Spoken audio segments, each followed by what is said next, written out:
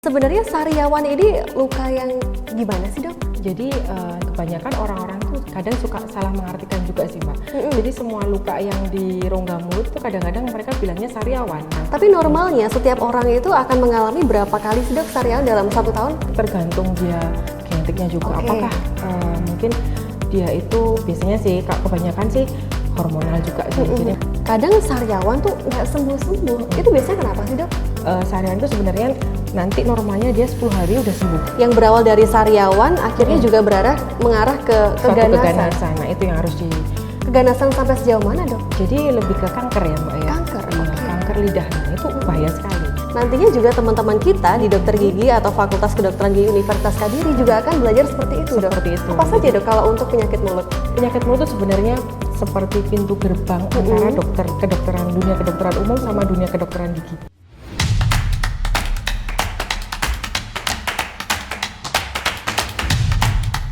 Hai Sobat Dentis, apa kabar hari ini? Senang sekali saya Merinda Tobing bisa kembali menyapa Sobat Dentis dimanapun berada dalam program Bisik Gigi atau Bincang Asik seputar gigi. Hari ini saya nggak sendirian, saya sudah ditemani oleh salah satu dosen pengajar di Fakultas Kedokteran Gigi Universitas Kadiri, ada Dr. Gigi Dorisna, spesialis penyakit mulut. Selamat siang Dr. Dorisna. Mbak Nari.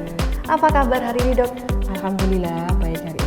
Sehat ya, Dok? Sehat. Terima kasih sudah menyempatkan waktu buat Sobat Dentis hari ini. Nah, hari ini, Dok, kita akan membahas tentang sariawan. Ini memang menjadi salah satu penyakit atau luka yang sering disepelekan. Tapi kalau dibiarkan, ini bisa memperparah keadaan ya, Dok ya? Iya, benar. Oke. Sebenarnya sariawan ini luka yang gimana sih, Dok? Jadi kebanyakan orang-orang tuh kadang suka salah mengartikan juga sih, Mbak. Jadi semua luka yang di rongga mulut tuh kadang-kadang mereka bilangnya sariawan. Jadi, ya, betul. aduh ini sakit ya, kayaknya sariawan. Nah itu. Tapi mereka nggak tahu ya sebenarnya sariawan seperti apa gitu ya. Apalagi luka-luka di rongga mulut itu sebenarnya banyak sekali. Ya. Banyak sekali. Ada yang disebabkan karena jamur, itu bentukannya seperti putih kayak gitu. Tapi sebenarnya dia itu karena jamur dan bukan sariawan. Nah, kalau sariawan itu ya biasanya luka itu kadang-kadang bentuknya itu bulat. Jadi bulat, ataukah dia tepinya itu tidak beraturan, entah itu oval ya, kadang oval, kadang ada yang tidak beraturan. Kalau tidak beraturan itu biasanya sariawannya itu disebabkan karena trauma. Jadi kena mungkin kena sikat gigi ataupun kena gigi, seperti itu juga bisa. Jadi dia lukanya itu tepinya itu agak kemerahan. Di dasarnya itu ada warna kuning putih kekuningan seperti itu. Itu yang disebut sariawan ya, Dok ya. Nah, biasanya kalau trauma itu termasuk ada orang nggak sengaja menggigitnya itu. Nah, itu bisa dibilang trauma juga, gitu ya. tergigit. Nah, bisa. Jadi sariawan sendiri kalau ini beda lagi ya, apa namanya ya? Kalau orang dengan benih ya, bibit sariawan, maksudnya dia genetiknya punya bibit untuk mudah terjadi sariawan, dengan orang yang tidak mudah terjadi sariawan beda lagi. Jadi biasanya kalau orang yang dia tidak cenderung mengarah ke sariawan gitu ya, dia kegigit itu cuman merah toh. Jadi lama-lama dia itu sembuh sendiri, nggak sampai ada kuningan itu. Jadi nggak sampai ada luka yang dasarnya putih kekuningan seperti itu, nggak ada. Tapi kalau dia udah ada bakat sariawan ya, dia itu akan kebentuk sedikit, nah dia akan jadi sariawan tuh. Jadi artinya genetik mempengaruhi, Dok? Bisa. Jadi sebenarnya sariawan ini multifaktorial. Jadi bisa disebabkan karena genetik, terus macam-macam. Jadi ada defisiensi nutrisi, kemudian kekurangan zat besi kayak gitu. Dan bahkan sariawan sendiri itu juga bisa disebabkan karena infeksi virus. Itu sebab-sebab sariawan ya, Dok ya? Beda-beda nanti. Bisa dibilang sariawan ini penyakit semua umat ya, Dok ya? Hampir semua orang pernah ngalami gitu ya? Ya, mungkin hampir semua orang. Tapi normalnya setiap orang itu akan mengalami berapa kali sih, Dok, sariawan dalam 1 tahun?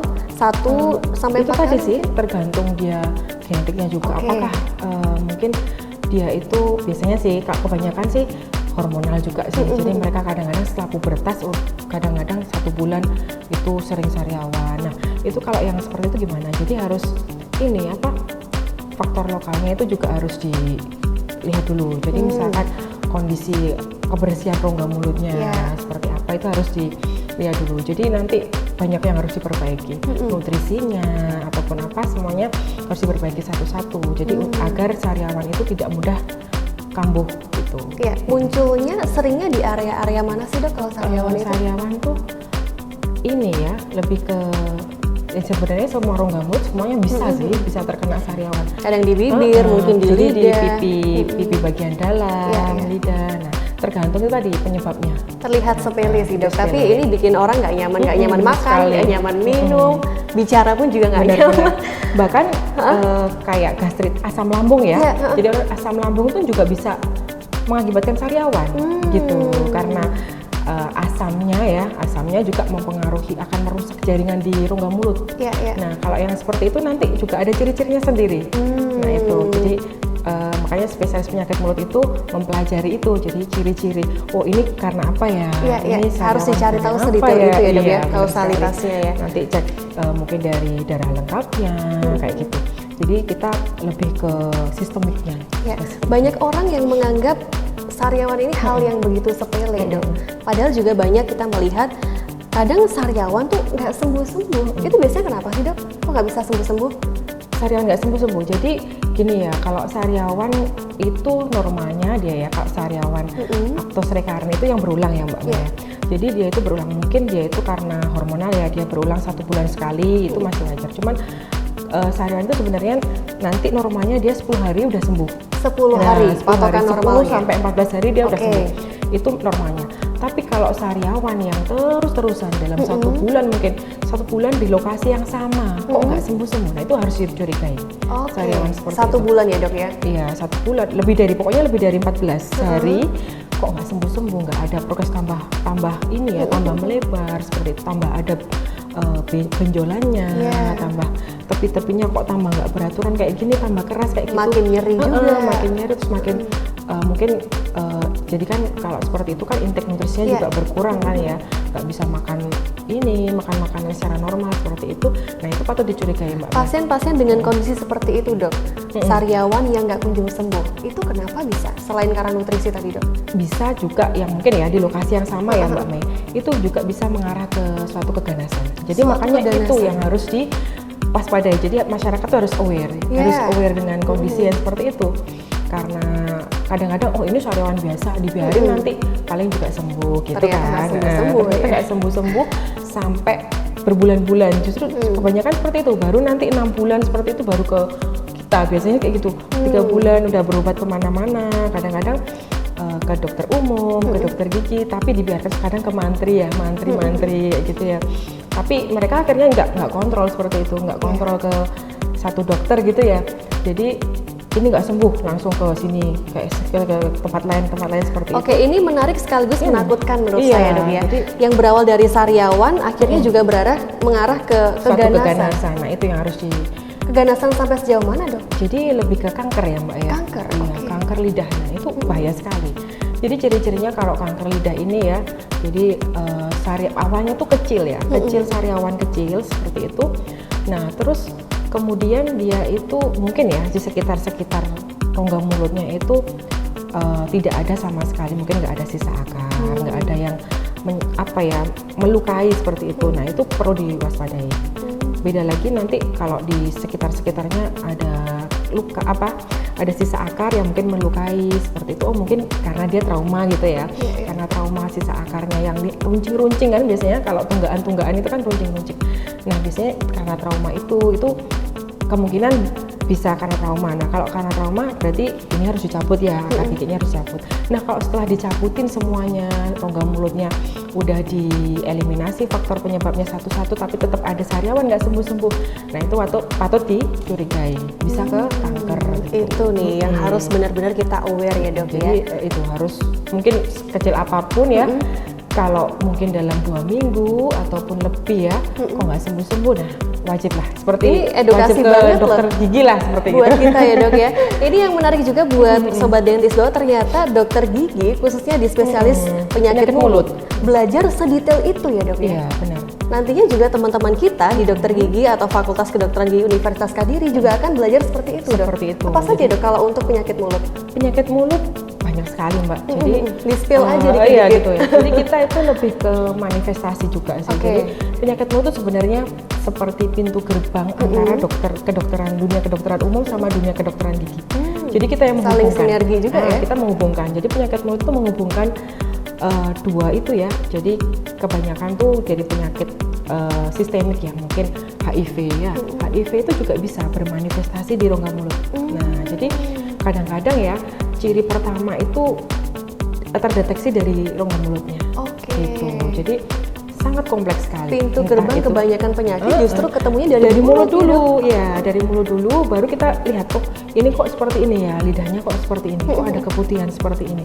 Ini kira-kira apa ya? Nah, itu bisa jadi. Nah, untuk ke HIV. Nah, autoimun pun juga bisa. Kalau autoimun gimana, Dok? Ini kan sering banget itu orang bisa ya.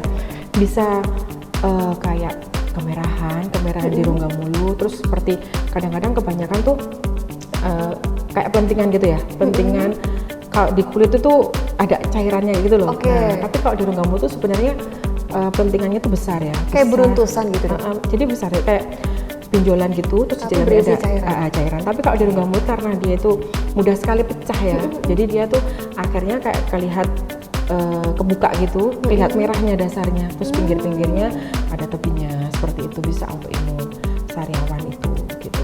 Tapi orang-orang tuh menyebutnya sariawan gitu. Padahal dia autoimun. Terus ada juga yang kecil-kecil sekali. Nah, itu biasanya virus, infeksi virus. Kalau masyarakat awam pasti menyebut semua masalah di dalam mulut sariawan ya.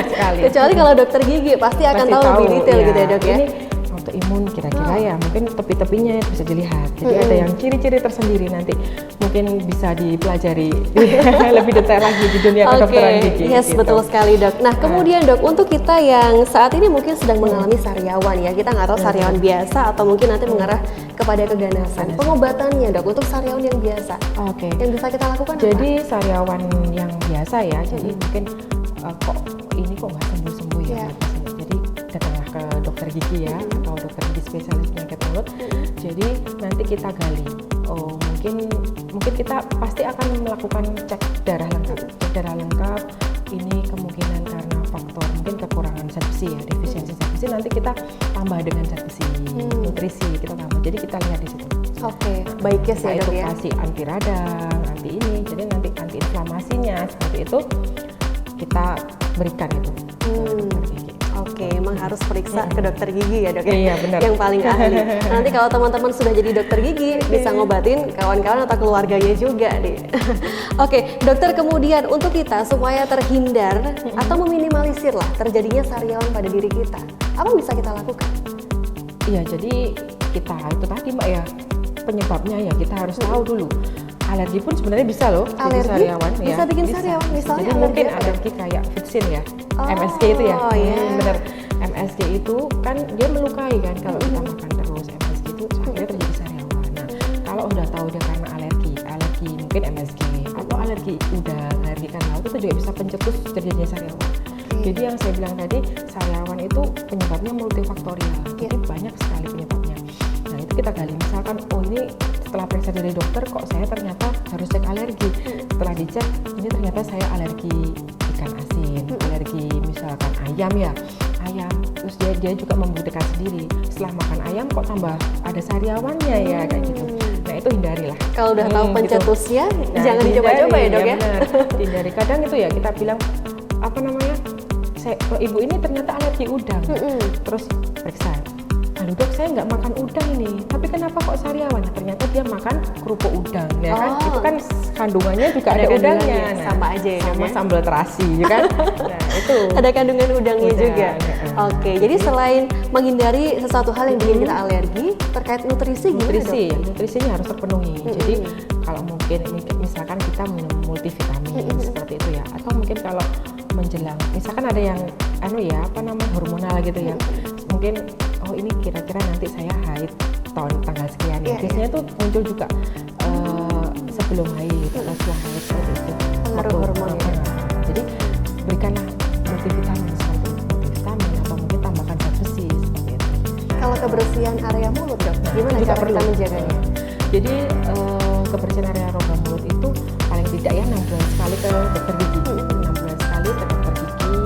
Nanti apakah itu karang gigi itu harus dibersihkan. Jadi semakin rongga mulut itu semakin bersih, itu resiko untuk terjadinya stomatitis ya, terjadinya sariawan itu semakin minimal, semakin kecil.